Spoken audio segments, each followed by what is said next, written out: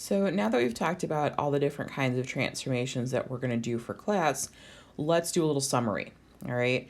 And so what we're going to do for each of these transformations is give an example, and we're going to give two examples. We're going to write one example using the f of x function notation, and then the other example is just going to use the x cubed notation so you understand how you might see both of those. So all of these transformations we're going to talk about in terms of x cubed. Now, this could apply to any polynomial function, so any of them could work for the transformations. All right, so our first transformation here is we're going to translate up. So that's going to be a vertical translation. Anything that deals with vertical is going to be outside of the function. So in this case, we would have g of x. That's our new function, our example one. And we're going to say that's the original function, f of x. To translate up, let's go ahead and add, 57. All right, you can add any positive value will cause you to translate up. Now, you might see this in the x cubed notation, and so that might look like g of x is equal to x cubed plus 9. All right, so we're going to take this original function of x cubed and translate it up 9 units. All right, how about we want to translate down some units? So the same function, right, f of x, but to translate it down, we're going to subtract something. So let's say we subtract, 4. All right, so that's the function notation. And then let's say we use the x cubed notation. So that would be g of x is equal to x cubed minus something. How about minus 1? There we go. So in both cases, we've got the function, either f of x or x cubed, and by subtracting something from the end of it, we're translating down. All right, translate to the left. So moving left and right is horizontal motion.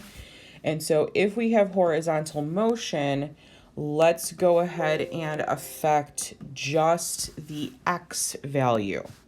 All right, so that's going to be inside the parentheses or directly attached to x. And this is that horizontal movement, which means it's going to be a little backwards to what we think. So translating to the left, we're actually going to take x plus some value.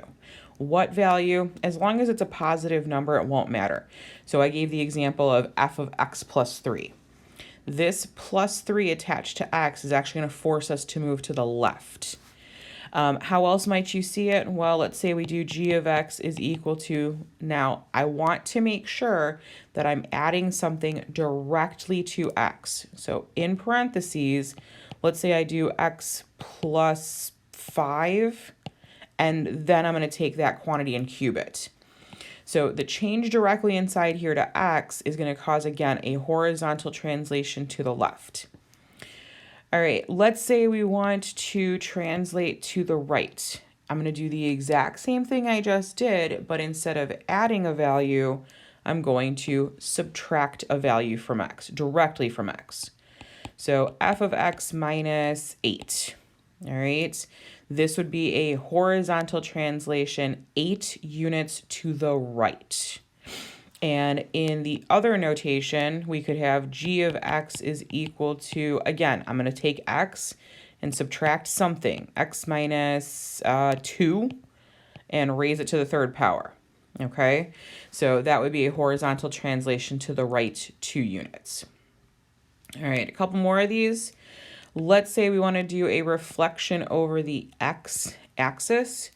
Reflecting over the x-axis is a vertical change, which means we need to change the function. And so how we're going to do that is make the entire function negative. So negative f of x. All right, that will cause us to reflect over the x-axis. The other way you could see that, let's say g of x is equal to negative x cubed. Again, we're taking this x cubed and making the entire thing negative, so that would reflect over the x-axis.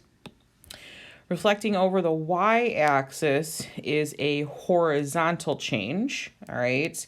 So that means we've got to affect x directly, so that's going to be f of negative x, All right, so inside the parentheses, we're making the x negative.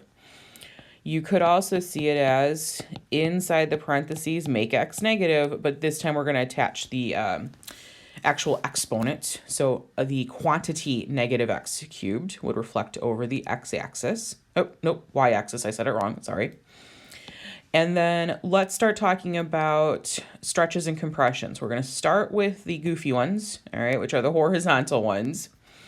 So horizontal changes happen inside the parentheses, and they're almost always kind of the opposite of what we think they would be. So to make our graph stretch horizontally, we need to take x and multiply it by some number between 0 and 1. Okay, now what value? It doesn't matter. So let's say I take 1/2 x, all right? What that does is we're going to do the reciprocal of this value. So reciprocal of 1/2 is 2, which would explain why we're actually stretching the problem, as opposed to when you look at 1/2, you might think you'd be compressing it.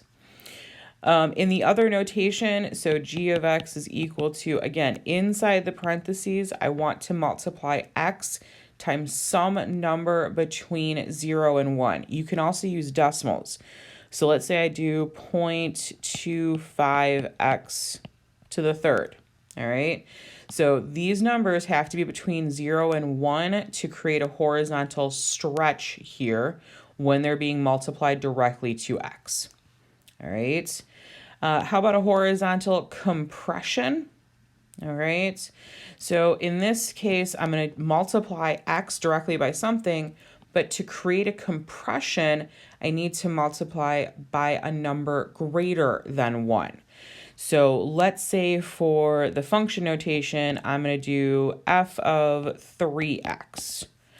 Because we would be looking at the reciprocal of this coefficient here, the reciprocal of 3 is 1/3, that's going to create a compression when we apply it. You could also see, again, any value greater than 1. Now, one thing I want to show you here is you could actually have fractions that are greater than 1. Let's say we did 5/2 x cubed. Now, oftentimes I've had people look at this and say, oh, it's a fraction, it must be less than 1. No, 5/2 is not less than 1. If you divide 5 divided by 2, you actually get, I think, 2.5, which is clearly greater than 1. And so, yeah, this could still work as a value greater than 1. So just understand that not all fractions are less than 1. And so in this case, we could use 1 to create a horizontal compression. All right, last two here.